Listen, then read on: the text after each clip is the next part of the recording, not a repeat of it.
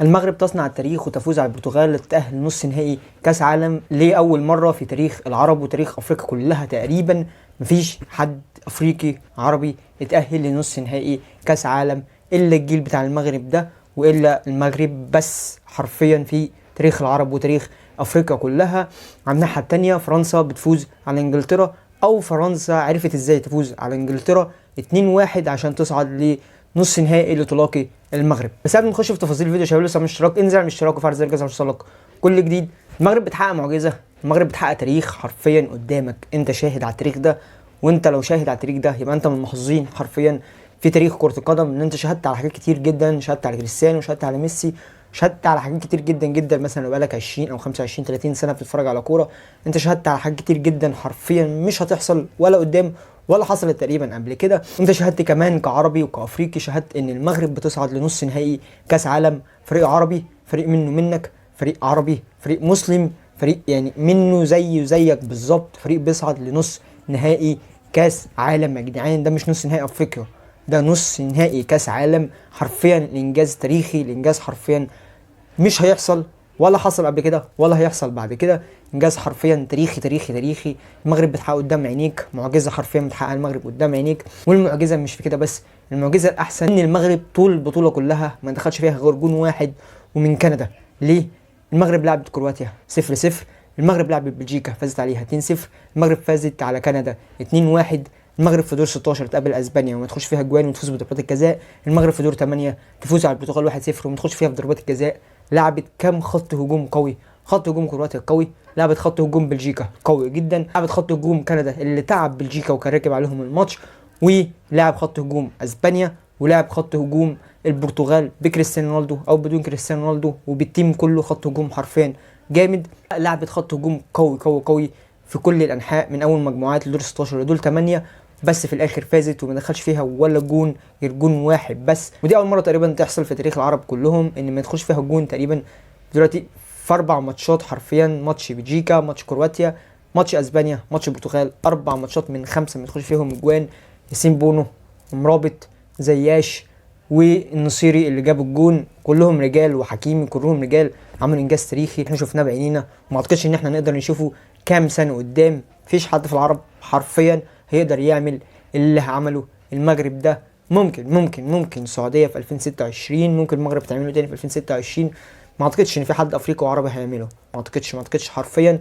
المغرب هي الوحيده اللي قادره تعمله، الجيل ده هو اللي قادر يعمله، بلد دي هي اللي قادره تعمله، الجمهور ده هو اللي قادر يعمله، المدرب وليدر الكروكي هو اللي قادر يعمله. مدرب تكتيكيا عظيم عظيم عظيم عظيم من ايام الوداد، حرفيا تكتيكيا مش طبيعي يا جدعان.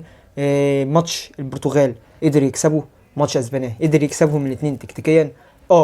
انا في دور 8 لازم اجيب جون، مش انا جبت جون مفيهاش حاجه لماركن اوتوبيس زي ما مورينيو كان بيعمل، زي ما سيميوني بيعمل. هاركل اوتوبيس ده دور 8 يا جدعان كاس عالم، دور 8 كاس عالم مفيهاش حاجه لماركن اوتوبيس واكسب. المهم ان اتاهل، مش مهم ركنت الاتوبيس، مش مهم ان لعبت وحش، مش مهم ان انا لعبت حلو.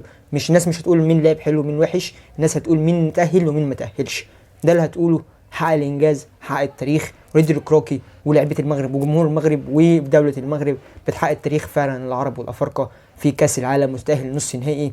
على الناحيه الثانيه البرتغال، فيجو طلع قال لك ان سانتوس غلطان، مفيش حد عايز يجيب كاس عالم، مفيش حد عايز يعمل حاجه في كاس العالم، هو قاعد كريستيانو بره. موضوع كريستيانو ده عايز فيديو لوحده حرفيا، مش يعني الكلام فيه كتير من اعتزال او مش اعتزال، من تاثير نفسي. كريستيانو حصل له فعلا حاجات كتير جدا في السنه دي، يا اما موت ابنه، يا اما مثلا ساب اليونايتد، يا اما المنتخب الدنيا وحشه فيه، يا اما دكه هنا دكه هنا.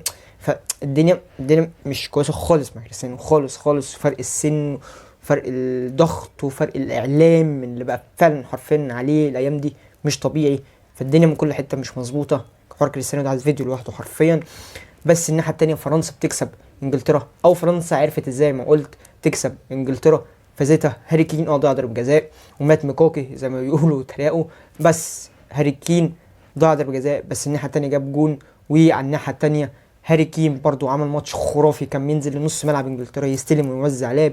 انجلترا وجمهور انجلترا واعلام انجلترا بالذات، اعلام الانجليز بالذات، ما هينسى كل الماتش الجامد اللي عمله هاري كين، وهينسى كل حاجه عملها هاري كين والجون اللي جابه ضربه جزاء، وهيفتكر بس ضربه الجزاء اللي ضيعها اللي طلعتهم من دور الثمانيه. هم يعني هي صحافه انجلترا كده، او يعني عموما اللعيب اللي بيضيع ضربه جزاء زي باجيو او الناس دي اللي بتضيع ضربه جزاء مهمه في كاس عالم، بيركزوا بس في الضربه الجزاء اللي ضيعها، مش بيركزوا هو في كاس العالم عمل ايه او طول كاس العالم عمل ايه او الماتش كان عامل فيه إيه. لا، هو ضربه جزاء بس اللي ضيعها حرفيا. اي اعلام ايطالي اسباني انجليزي الماني اي حد. وفرنسا على الناحيه الثانيه وديشامب عرفت ازاي تكسب بتفصيل صغير، عرفت ازاي تكسب انجلترا ضربه جزاء، بس انجلترا كانت مسيطره سيطره عادي، ويعني السيطره معظمها سلبيه. بس الناحيه الثانيه فرنسا كان لما بيجي فرص بتقدر تستغلها على الاكتر اللزوم.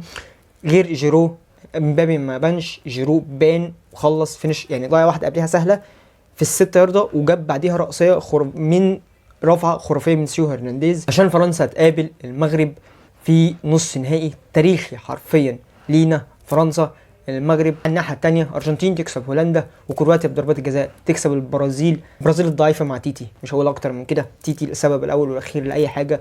على الناحية التانية تألق حارس كرواتيا، وإن هو مجهود وتكتيك الخرافي من مدرب كرواتيا العبقري حرفيا تكتيكيا، هو كل اللي بيعمله هو بيوصل بس لضربات الجزاء.